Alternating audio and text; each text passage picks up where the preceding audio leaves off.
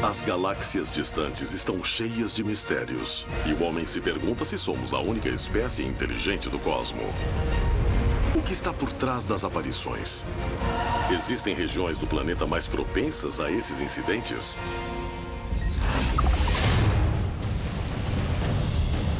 Em La Rumorosa, no México, Jaime Maussan e Carlos Clemente se aventuraram no deserto seguindo os passos de um grupo de jovens que afirmava ter visto seres estranhos na região. Durante a madrugada, várias presenças confirmariam que a excursão tinha valido a pena. No Brasil, em 1990, a remota região de Serra da Beleza registrou uma série de aparições surpreendentes. E a evidência de uma testemunha pode dar respostas únicas para o que ocorre no local.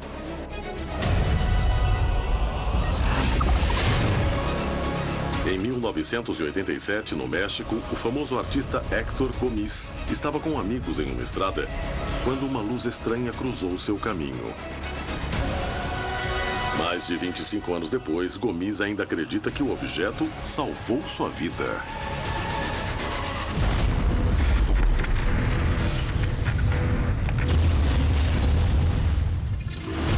Contato extraterrestre.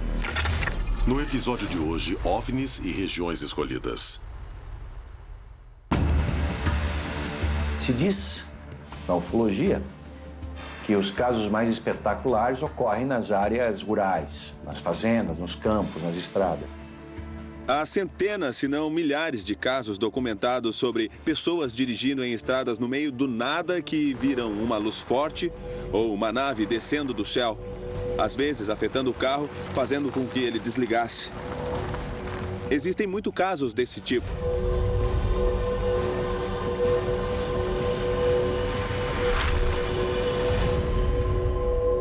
Com esses casos isolados, acredito que o fenômeno OVNI mantém uma distância em torno das grandes massas de densidade demográfica.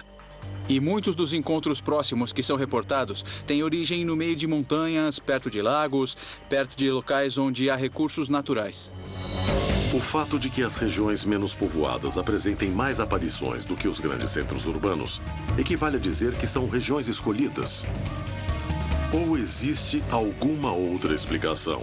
Um fenômeno que se manifeste no centro de uma cidade intensamente iluminada passa despercebido de praticamente todo mundo.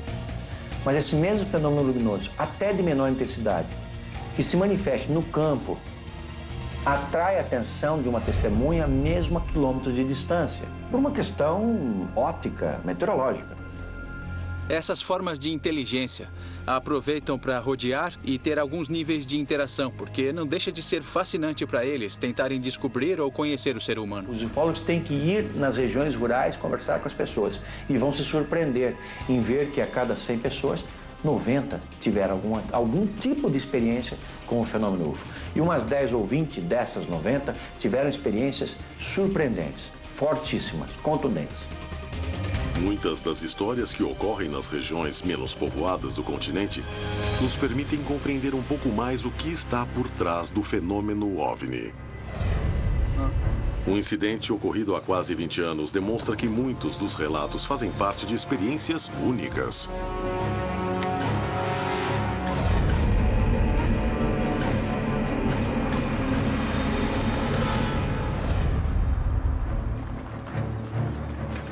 Em 1999, Jaime Maussan e Carlos Clemente foram para o deserto de La Rumorosa, no México, em busca do local onde 3 testemunhas afirmavam ter visto OVNIs. Buscando comprovar a veracidade do relato, eles não imaginavam que acabariam sendo testemunhas do fato mais revelador e impactante de suas vidas.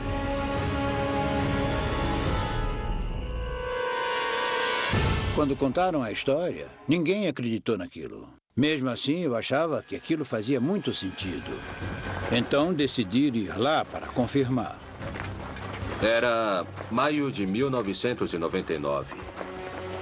E nós fomos investigar o caso das pessoas que tiveram encontros com seres extraterrestres. Eu queria achar tudo aquilo que fosse possível como jornalista para confirmar a veracidade. Então decidi fazer essa expedição com meu amigo Carlos Clemente e os 3 jovens Lamone Gonzalez, Salvador Villanueva e Raul Fabrício. Com eles e um guia que se chamava Daniel, fomos até o lugar. Os 6 andaram durante horas por terrenos acidentados e desertos, com a esperança de encontrar novamente o local onde os 3 jovens tiveram contato com os seres. Ficamos procurando durante várias horas. Eu sabia que os jovens falavam a verdade, mas não imaginei que não íamos encontrar. Não imaginei que, apesar de levar um guia, não conseguiríamos achar o local. Então, ficamos frustrados. O grupo avançava pelo local, rodeado por inúmeros perigos da natureza.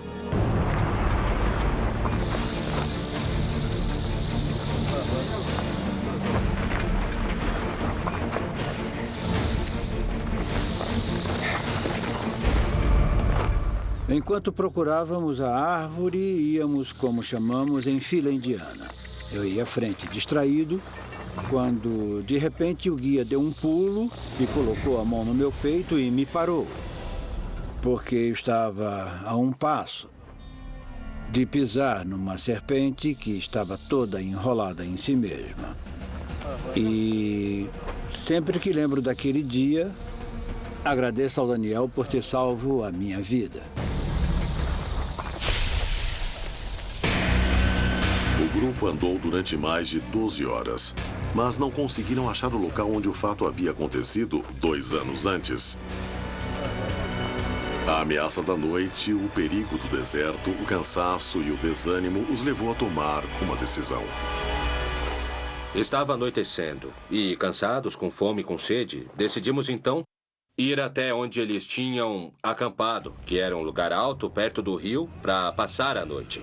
Ficar por ali para descansar. A ideia era descansar. Quando chegamos lá, estava muito cansado, tremendamente cansado.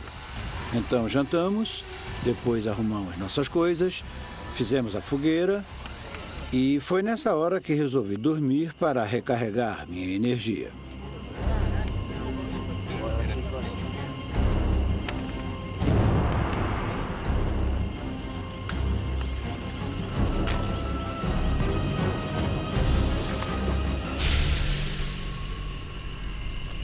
Lá estava eu com uma barraca de camping com um saco de dormir. Estava esgotado. Nós tínhamos passado o dia inteiro procurando a árvore que não conseguimos achar. Até fiquei com dúvidas. Então virei para o lado e dormi.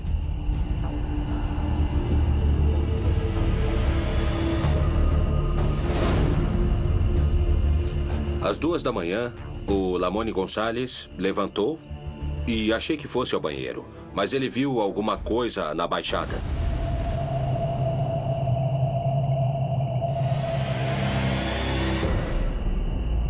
Ele começou a falar pra gente, tem algo ali embaixo, vejo alguma coisa.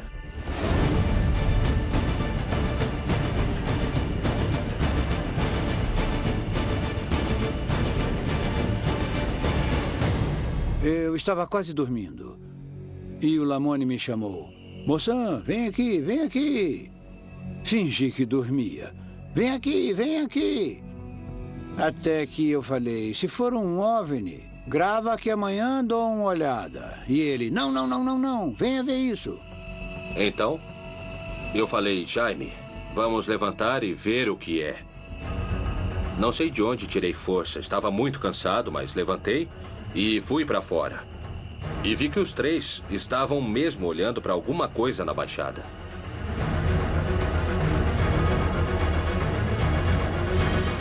E levantei irritado, porque estava querendo dormir.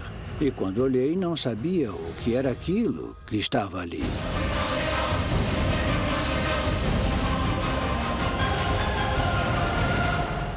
Vi aquilo e pensei que podia ser um animal. Será que era um veado? Ou que animal poderia ser? E, de repente, olhei para o Jaime do meu lado, que estava com binóculo, e falou, dá para ver os olhos. Aí vi uma coisa fosforescente que andava de um lado para o outro. Vi os 2 olhos. Sempre comparei aquilo com o brilho do planeta Vênus. Os 2 olhos daquilo. E fiquei vendo como se mexia. Ia para um lado, ia para o outro. Estávamos em uma área bem alta que era de uns 100 metros. Tinha um precipício com rochas, espinhos, ou seja, estava bem distante. E aquilo começou a andar. O que é isso? Eu pensava em algum animal. E falaram, ali atrás tem outro. E estavam entre as pedras, umas pedras que eram relativamente altas. E era como uma espécie de fluorescência que ia se deslocando. Então na câmera, focou legal. E quando olhei na parte de cima, vi como 2 luzes, como olhos. E aí percebi que não era animal nenhum, nem veado, nem nada disso. Fiquei surpreso e caí na real que era muito estranho. O que nós estávamos vendo era uma coisa que nunca tínhamos visto. Agora não tenho mais dúvida. Não importa o que os outros pensem. Não importa que ninguém acredite em mim. Não importa, porque eu vi. Ninguém pode falar que eu não vi. Não era um animal, não era nada do que conhecemos. Era alguma coisa, não sei o quê. Não tenho dúvida. O que eu vi eram seres extraterrestres. Jaime Maussan e Carlos Clemente estavam diante da prova que esperaram a vida toda. Se encontravam sozinhos, totalmente indefesos no meio da madrugada, a longas horas de caminhada da civilização mais próxima. Ninguém sabia o que podia acontecer. Distante do deserto mexicano, dentro das serras do estado do Rio de Janeiro, no Brasil, também existe uma região com muitos casos de aparições e enigmas. Serra da Beleza. É hora de investigar a área e buscar a verdade por trás dos casos mais inexplicáveis. A jornalista Ana Clara Carvalho seguirá as pistas de um caso bem estranho, que conta com evidência física. O incidente aconteceu em agosto de 2013, durante uma vigília. Júlio Ferri e Arthur Serra sofreram as consequências do que viram. E seus equipamentos foram danificados. Uma das testemunhas diretas do caso aguarda Ana Clara para contar a história e mostrar as provas para a análise. Ana Clara. Em agosto de 2013, nós chegamos na Serra da Beleza por volta das 6 horas. Eu venho fazendo esse trabalho de pesquisa com o Arthur Sérgio, que é uma pessoa que tem muita experiência nessa área. E por volta das 9h30 da noite, veio uma luz assim muito forte. Quando chamei a atenção do Arthur para aquela luz, ele pegou o binóculo e começou a observar e falou, pô, é uma luz muito intensa. E eu então, nesse momento, eu fui pegar a câmera. E justamente no momento que eu peguei a câmera, a luz retraiu.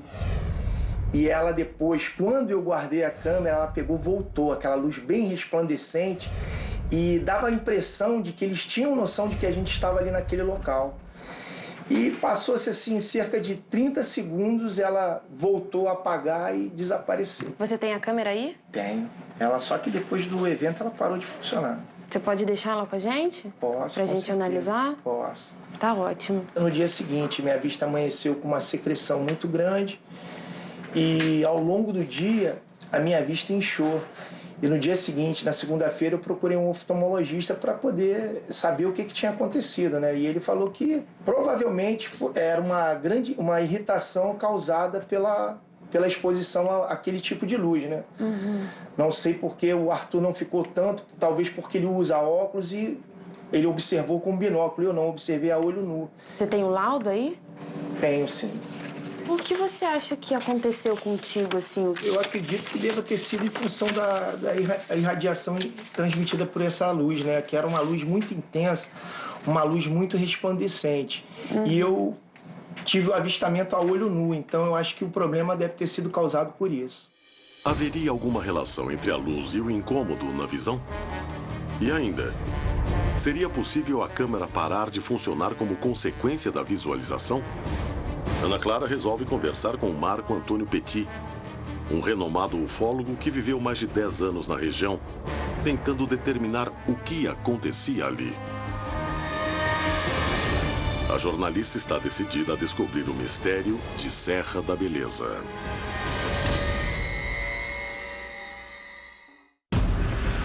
Em La Rumorosa, no México, Jaime Maussan e Carlos Clemente realizavam uma investigação quando encararam a experiência mais estranha de suas vidas. Em Serra da Beleza, no Brasil, Ana Clara Carvalho resolveu descobrir a verdade por trás dos mistérios que ocorrem na região. Em Tepoztlán, no México, o famoso artista Héctor Suárez Gomis se salvou graças a uma luz estranha que cruzou seu caminho. Em 1999, Jaime Maussan e Carlos Clemente partiram para o deserto de La Rumorosa, no México, para investigar a experiência OVNI de 3 testemunhas que afirmavam ter visto seres e luzes estranhas.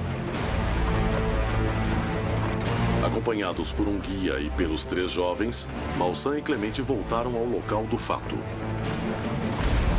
Após horas de caminhada tentando encontrar o lugar, o grupo montou acampamento no meio do nada e foi dormir. Poucas horas depois, estranhas silhuetas iluminadas apareceram.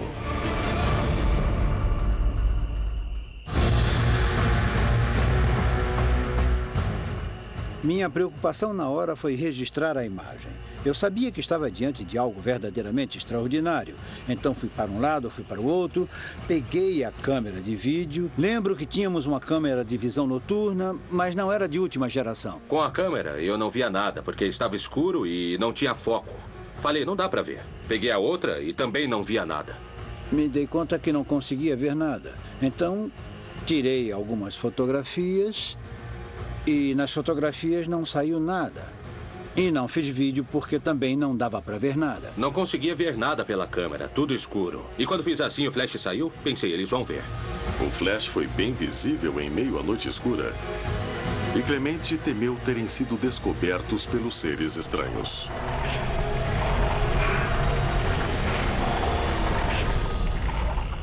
Não tirei a foto e deixei no chão. As câmeras ficaram em segundo plano. Enquanto olhávamos para tudo aquilo, era como se tudo tivesse parado. Não lembro do frio, não lembro do cansaço, não lembro nem de ter sentido medo. Foi emocionante. Não senti medo em nenhum momento quando vi os seres. Eu sei que o fenômeno é verdade. Estava pesquisando, tinha visto muitos vídeos. Não tenho dúvida de que recebemos essas visitas e não estamos sozinhos. Mas vê-los ali foi uma confirmação dentro de mim que devo continuar pesquisando. Absorto, o grupo continuava olhando o deslocamento das criaturas estranhas. Não sei se chegaram a nos ouvir ou se eles nos viram. Só sei que acabaram desaparecendo. Naquele momento, chamei o guia, que estava tirando um sarro da gente, falando que não sabia que planeta ia nos pegar, kkkk, e os ETs não sei o quê. Ele não levava nada a sério. Então resolvi perguntar o que estávamos vendo. E ele estava lá dentro do saco de dormir. Aí eu chamei e ele não respondeu. No outro dia de manhã perguntei, Daniel, o que nós vimos ontem? Será que era um animal? Não, ele disse, aquilo foi uma revelação de Deus e eu não me envolvo nisso. Se eu tinha alguma dúvida, acabou naquele momento. Jaime Maussan levou a vida toda pesquisando casos de outras pessoas. Daquela vez tinha sido o protagonista de sua própria história. Se nunca tinham duvidado da existência de vida extraterrestre, depois daquela noite, Maussan e Clemente tiveram uma comprovação ainda maior, acompanhada pela sensação de que suas vidas nunca mais seriam como antes. Foi uma experiência que eu não esperava. Existe um Carlos Clemente antes e há um Carlos Clemente depois disso. Posso simplesmente falar que era extraterrestre porque é o que penso. Porque não existe nada que eu possa comparar com aquilo. Com certeza, foi um momento extraordinário em nossas vidas. Os estranhos incidentes da noite de 27 de maio de 1999 mudaram para sempre a vida de Jaime Maussan e Carlos Clemente. E seus relatos servem para demonstrar que as imensas áreas despovoadas do continente latino-americano são palco de eventos inexplicáveis.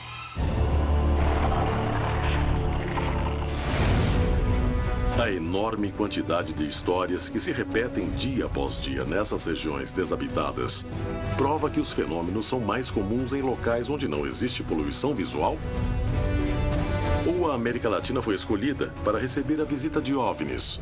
A presença extraterrestre na América Latina é muito intensa, tanto em relação à quantidade de casos de aparições como pela experiência. Não acho que na América Latina existam mais aparições do que em outras partes do mundo. O que acontece é que, para poder ver um OVNI, são necessárias certas condições de céu escuro. Em regiões onde a concentração urbana é muito grande, é bem difícil ver os objetos.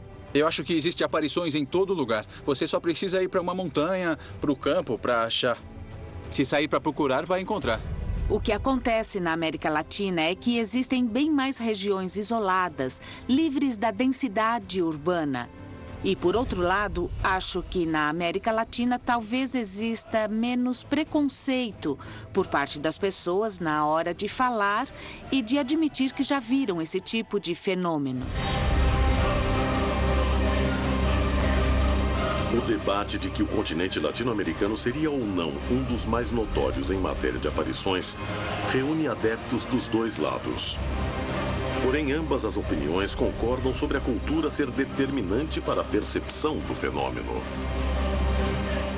Possivelmente há mais casos, entre aspas, na América Latina do que em outras regiões do planeta, porque a investigação de OVNIs está desenvolvendo de uma forma muito interessante, muito forte e constante. A América do Sul, ela é um dos principais pontos onde existem avistamentos e esses avistamentos são estudados. Estudados por ufólogos e estudados pelos militares. Vários países desqualificaram suas informações sobre a pesquisa de OVNIs que fizeram de nível oficial, de nível governamental e principalmente secretamente durante vários anos, durante várias décadas. Eu até digo que a ufologia da América do Sul, ela está muito avançada em relação à europeia, porque aqui se discute o assunto, se fala do assunto, pessoas simples relatam. Por que estamos desqualificando essa informação? Eu já considero que estamos chegando aos poucos na época em que, como a humanidade, vamos abrir nossa consciência, passando por cima de dogmas, indo além de qualquer religião, tendo em vista o critério de que não somos os únicos, de que não somos os únicos nesse universo, nesse sistema solar. A América Latina poderia ser uma região escolhida com mais ocorrências de fenômenos OVNIs. A América Latina seria o continente escolhido?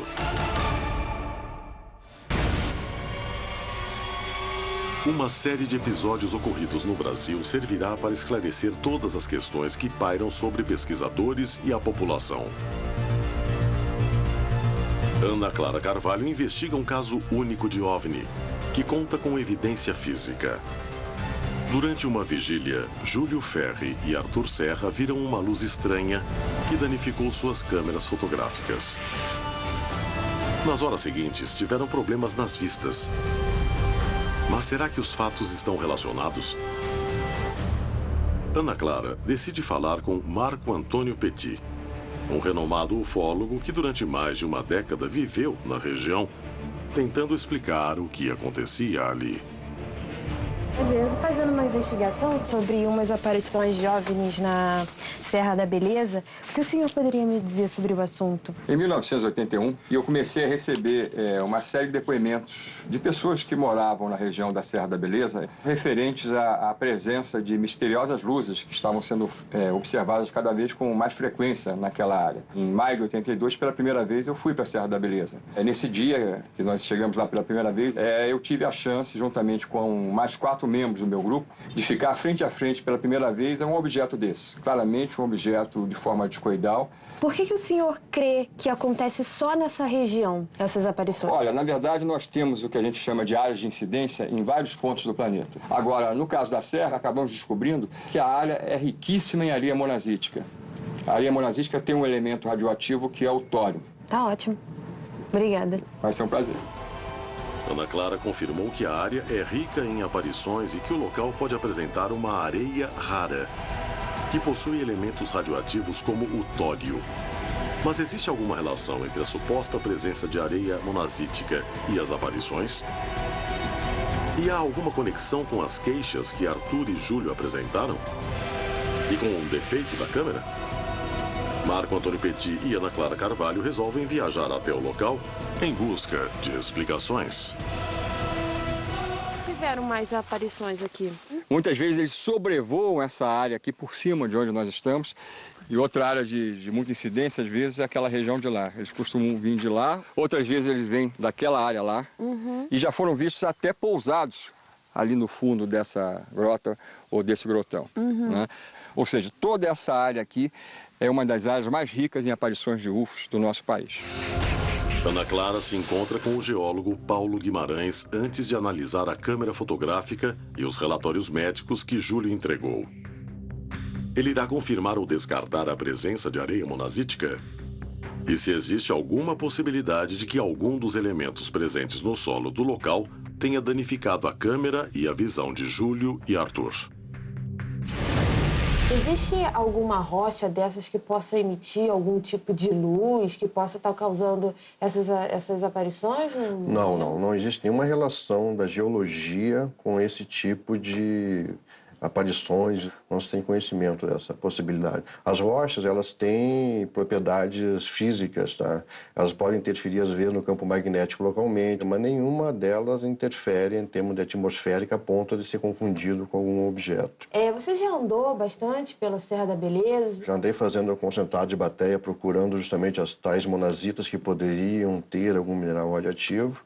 E as pesquisas indicavam que não tem o potencial ali para recursos mineral na área da monazita ou algum mineral radioativo associado. Existe alguma pedra, alguma rocha geológica que poderia emitir uma irradiação para queimar a câmera? Para acontecer isso, ele tem uma rocha com uma grande quantidade de algum mineral que tivesse sido excitado por algum tipo de raio específico para gerar uma excitação para queimar uma câmera. A gente não tem isso ali. Muito obrigada. Guimarães descarta que o local tenha a presença de areia monazítica. Mas também afirma que não há possibilidade de que algo presente no solo possa ser confundido com luzes, ou que possa danificar a câmera ou a visão. A investigação segue focada na análise da câmera e dos relatórios médicos. Ana se reúne com Luiz Otávio para fazer a avaliação. Queria que você me ajudasse a desvendar o que aconteceu com essa câmera. Ela foi usada para gravar um objeto luminoso no céu e eu não sei o que aconteceu, que na hora não gravou. Certo. Tá, eu gostaria de saber se teve algum problema nela ou se alguma coisa no ambiente fez com que ela não gravasse, alguma interferência. Entendi. Você pode esperar um pouco? Espero sim. O técnico analisa a câmera e faz uma descoberta-chave para determinar o que houve naquela noite.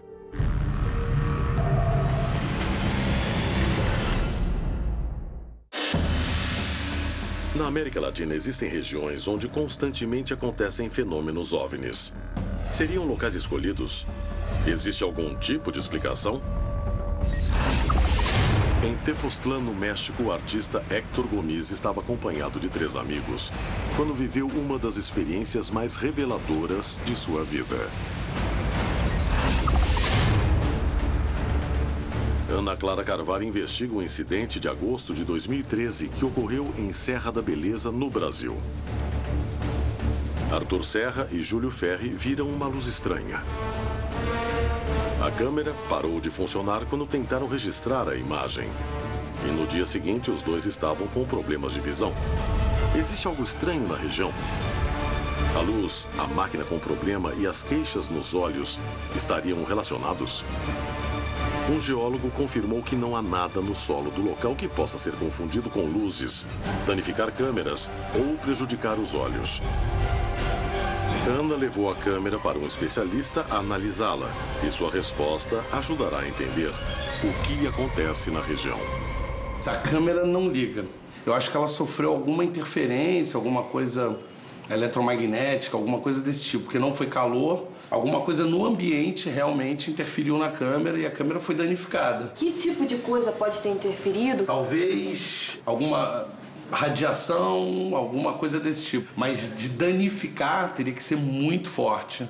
Teria que ser algum campo eletromagnético muito forte para poder fazer um dano. Como foi feito? Como foi feito na câmera, exatamente. Tá ok, obrigada. A análise revela que algo externo afetou a câmera. O especialista afirma que pode ter sido algum tipo de magnetismo ou radiação. Um geólogo confirmou que não há nada na região capaz de provocar isso. Será que a causa do dano à câmera é o mesmo que afetou a visão de Arthur e Júlio? Ana viaja a São Paulo para saber como o problema que ocorreu nos olhos dos dois pode ter sido causado. E fala com Mauro Campos, médico oftalmologista. Então, doutor, eu tô aqui para investigar um caso do Júlio. Ele foi exposto a uma luz muito forte e o oftalmologista dele atestou que era conjuntivite. Eu queria que o senhor pudesse me explicar o que causou isso. Pelo laudo, eu não consigo dizer com certeza o que aconteceu com os olhos do Júlio. Mas normalmente, quando o olho é submetido a uma grande quantidade de energia luminosa, ele pode apresentar alguns problemas. A luz tem uma parte que é invisível, principalmente a luz ultravioleta é a que causa maiores danos para o olho. Quanto mais curta a energia luminosa, maiores danos ela pode provocar para o olho humano. E se essa energia é muito intensa em curto intervalo de tempo, o dano é ainda maior. E qual o tipo de luz que causa conjuntivite? Quando você tem esses problemas agudos, como uma conjuntivite, uma inflamação da córnea, geralmente a gente associa isso à exposição à luz ultravioleta em grande quantidade, grande energia, por um curto tempo. Caracteristicamente, a pessoa, no momento que vê a luz, não sente nada. Essa inflamação vai se manifestar com dor, com olho vermelho, cerca de 3 a 4 horas após a lesão, que é o que parece que ocorreu com o Júlio. A única coisa que a gente pode garantir é que era uma fonte de luz ultravioleta, pelo tipo de lesão que ela produziu. Muito obrigada por ter me recebido.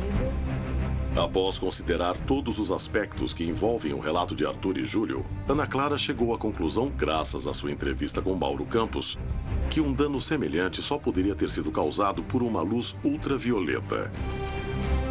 Porém, a vigília aconteceu à noite.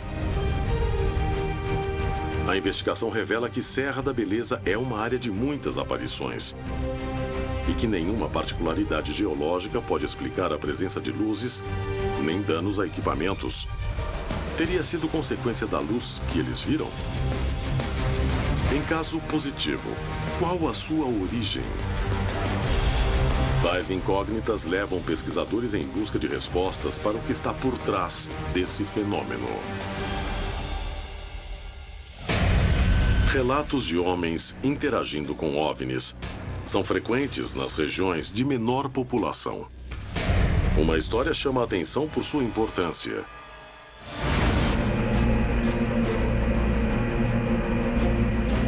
Em 1987, o famoso artista mexicano Héctor Gomis e 3 amigos estavam prestes a viver uma experiência que os deixaria à beira da morte.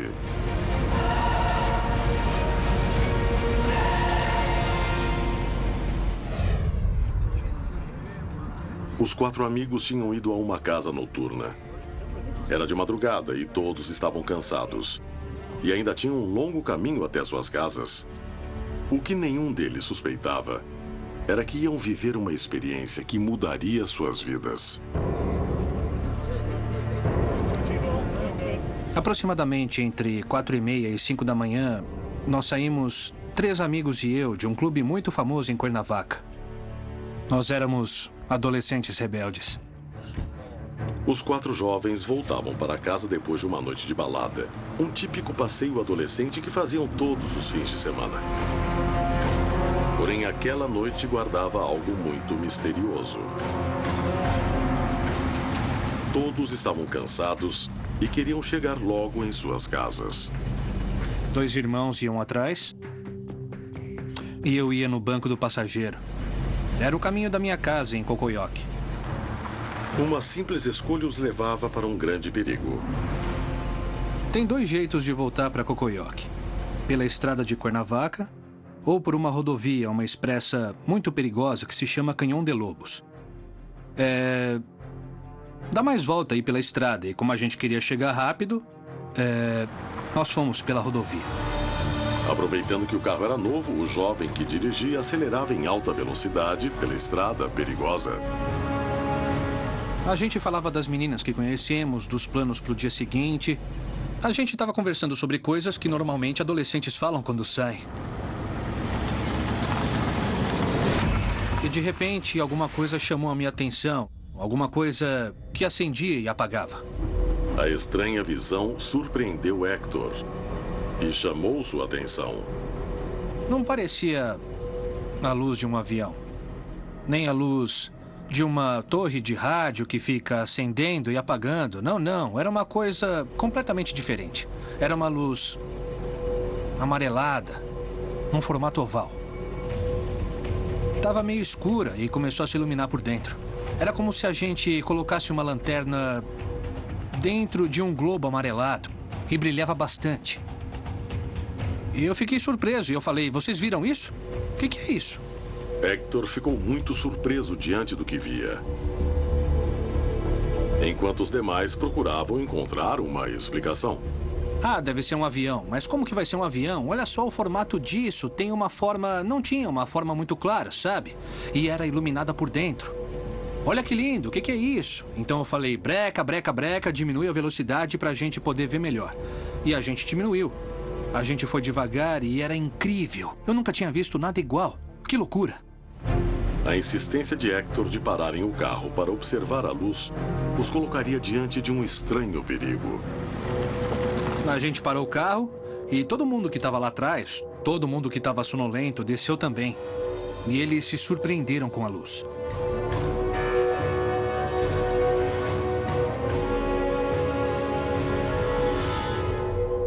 Paralisado, o grupo não percebeu que havia algo mais próximo dali. Uma coisa que realmente podia ter sido uma armadilha mortal.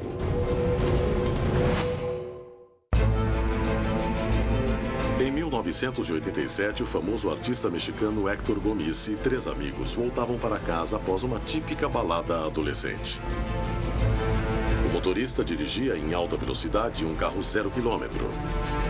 Os 4 iam conversando sobre o passeio, quando Hector notou que uma luz estranha se movia no céu.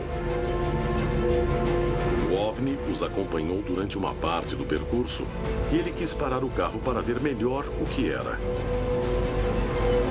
A simples decisão estava prestes a mudar suas vidas para sempre.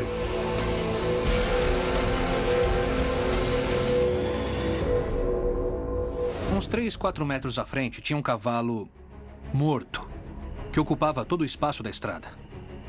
Hector se deu conta de que algo muito estranho acabava de acontecer com todos e que estava diante de uma experiência única. Me deu um calafrio por todo o corpo. Da nuca descendo pela espinha. Aquilo foi muito forte. E naquela hora eu me dei conta de que a luz tinha salvado a nossa vida, porque estando a 150, 160, teria sido como bater contra uma parede de concreto. Então, a gente se juntou e puxou o cavalo para a lateral da pista. Indo devagar, cada um pegou uma pata. Até que a gente conseguiu puxar ele para o acostamento. A gente foi de pouquinho em pouquinho, puxando o cavalo para o lado, para que ninguém batesse o carro nele. Depois de tirar o cavalo, a gente ficou parado ali. Após se recuperarem e compreenderem que estiveram prestes a morrer, ficaram contemplando o OVNI durante um tempo. E então decidiram seguir o caminho de volta. A luz ficou ali.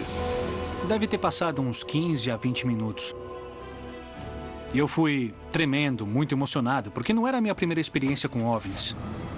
E ele foi nos seguindo, nos acompanhando ao longo da estrada. E eu tenho certeza que se aquele OVNI não tivesse chamado a nossa atenção, se ele não tivesse acendido e apagado, nos avisando que tinha um perigo, e eu não tivesse falado para o meu amigo para parar o carro, a gente teria morrido. A experiência de Gomis e seus amigos está entre as milhares de histórias que todos os dias se repetem ao longo do continente. A área é rica em relatos, muitos dos quais têm origem na época em que a América Latina pertencia apenas a seus povos nativos. Atualmente, milhares de testemunhas já viveram experiências que a ciência não consegue explicar. Sem dúvida, a América Latina apresenta uma grande quantidade de histórias de aparições. Será que é um continente escolhido? A quantidade de manifestações de OVNIs pode ser explicada pela peculiaridade de sua população? Ou tem relação com a enorme área de território não urbanizado que propicia condições melhores para ver o fenômeno? O fenômeno OVNI evita regiões extremamente povoadas. Por que isso acontece, não sabemos. Mas está claro que é assim. A segunda pergunta seria: por que o contato se dá de forma limitada? Eles não estão atrás de pessoas com títulos doutorais. Agora, uma coisa é clara, as pessoas que estão no campo são pessoas simples. Elas não estão preparadas, mas talvez o preparo delas seja o fato de elas estarem no lugar certo, na hora certa, onde o fenômeno se manifesta. O fenômeno OVNI não escolhe profissão, sexo, idade, posição social. Da mesma forma, pode se manifestar para uma pessoa simples do campo, a um artista muito famoso, para um presidente, um governador, um professor, um médico. É um fenômeno para todos, depende da sensibilidade de cada pessoa e a abertura que também tivermos. A cultura e a característica pessoal podem ser tão relevantes para influenciar tanto no que as testemunhas veem, a ponto de aumentarem as experiências? O desejo de ver alguma coisa pode chegar tão longe. Se você fica procurando alguma coisa para valer, um dia você vai encontrar. Se você realmente acredita que vai ver um OVNI, você vai sair buscando por ele, andando por aí. Qualquer coisa que você vir pode levar a achar que é um verdadeiro OVNI. É verdade, você vai encontrar sinais de uma nave espacial alienígena. Só que não é verdade. Se perguntar se as pessoas veem o que querem ver, acho que a resposta é que todos veem. Às vezes usamos a imaginação. E é por isso que os avistamentos são analisados tão a fundo, para ver se não são apenas pessoas com sonhos ou visões, mas sim se são fatos verdadeiros que devem ser relatados. Acho que um lado disso tudo é que as pessoas querem tanto acreditar numa coisa e vão se convencendo que realmente viram uma nave espacial. Mas, na verdade, o que elas viram foi um avião militar, ou um avião comercial, ou alguma outra tecnologia avançada. Mas não alienígena.